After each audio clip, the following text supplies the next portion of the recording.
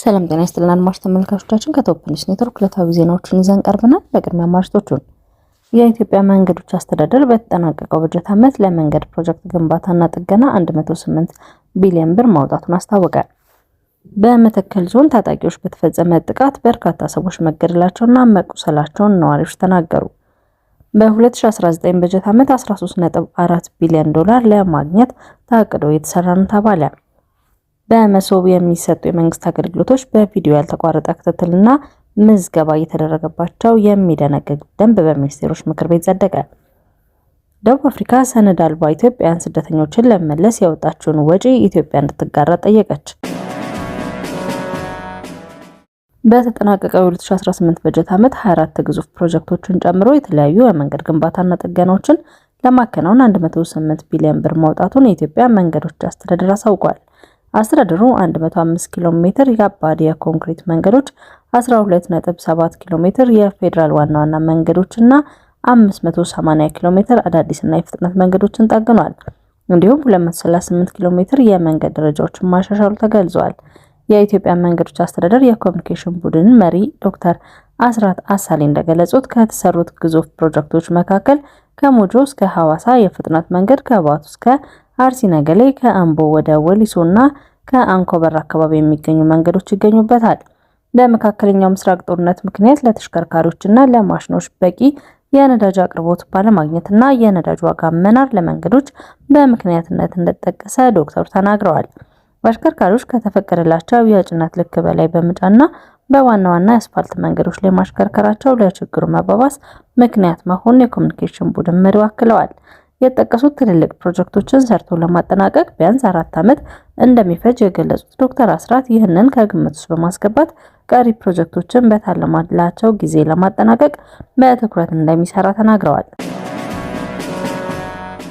በቤንሻንጉል ጉሙዝ ክልል መተከል ዞን በታጣቂዎች በተፈጸመ ጥቃት በርካታ ሰዎች መገደላቸውና መቁሰላቸውን ነዋሪዎች ተናገሩ። ጥቃቱ የተፈጸመው ማክሰኞ ነሐሴ 6 2018 ዓ.ም ጠዋት 12 ሰዓት ላይ በዞኑ ዋና ከተማ ግልገል በለስ በሚገኙ ቤተክርስቲያንና መናኸሪያ ላይ መሆኑን ነዋሪዎች ተናግረዋል። ስማቸው እንዳይጠቀስ የጠየቁ የአካባቢው ነዋሪ ህይወቱ ያለፈም ከባድ ቀላል ጉዳት የደረሰበትም ሰው አለ ይላሉ። 11 ሰዎች ህይወታቸውን ማለፉን እንደሰሙም ጠቅሰዋል። የአካል ጉዳት የደረሰባቸው ሰዎች ቁጥር በትክክል አለመታወቁን ተናግረዋል። በገብርኤልና በማርያም አብያተ ክርስቲያናት በመስቀል አደባባይ ላይም ሞርታር መሳሪያ ተጥሎ በሰዎች ላይ የአካል ጉዳት መድረሱን ነዋሪዎች ተናግረዋል። ወደ ከተማው በእግር የገቡ አሽከርካሪዎች ያሏቸው ታጣቂዎች በአድማ በታኝና መከላከያ ኃይል መመለስ መቻሉን ተናግረዋል። የመተከል ዞን አስተዳደር በፌስቡክ ገጹ ባወጣው መግለጫ አጥቂዎች የጉሙዝ ታጣቂዎችና የፋኖ ኃይሎች መሆናቸውን ጠቁሞ ጥቃቱ ግን መክሸፉን ገልጿል። ዞኑ ታጣቂዎቹ ወደ ግልገል በለስ ከተማ ለመግባትና በንጹሃን ዜጎች ላይ ጉዳት ለማድረስ ሙከራ ማድረጋቸውን ባወጣው አጭር መግለጫ ጠቅሷል። በ2019 በጀት ዓመት 13.4 ቢሊዮን ዶላር ለማግኘት ታቅዶ የተሰራ ነው ተባለ። በ2019 በጀት ዓመት 13.4 ቢሊዮን ዶላር ለማግኘት ታቅዶ የተሰራ ነው ተብሏል። ኢትዮጵያ በተጠናቀቀው 2018 በጀት ዓመት ከወጪ ንግድ ከ11.2 ቢሊዮን የአሜሪካን ዶላር በላይ ገቢ ማግኘት መቻሏን የንግድና ቀጠናዊ ትስስር ሚኒስቴር አሳውቋል። ይህም ከአጠቃላይ ዕቅዱ የ119 በመቶ በላይ አፈጻጸም የተመዘገበበት መሆኑ ተገልጿል። የንግድና ቀጠናዊ ትስስር ሚኒስቴር ዶክተር ካሳሁን ጎፌ ከወጪ ምርት ላኪዎች ጋር ባካሄዱት የምክክር መድረክ እንደገለጹት የተመዘገበው ከፍተኛ ውጤት ሀገራዊ የማክሮ ኢኮኖሚ መረጋጋትን ለማምጣት ትልቅ አስተዋጽኦን አበርክቷል።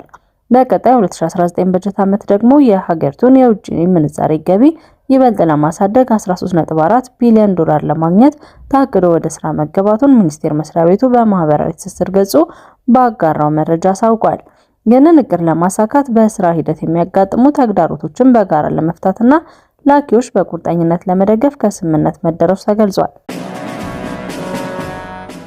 የፌደራል መንግስት አገልግሎቶችን በዲጂታል ቴክኖሎጂ ለመስጠት የተቋቋመው የመሶብ የአንድ ማዕከል አገልግሎት ሁሉም አገልግሎቶች በቪዲዮ ካሜራ የታገዘ የማያቋርጥ ክትትል እንደሚደረግባቸውና እንዲመዘገቡ የሚኒስቴሮች ምክር ቤት ያጸደቀው ደንብ ቁጥር 583/2018 ደንግጓል።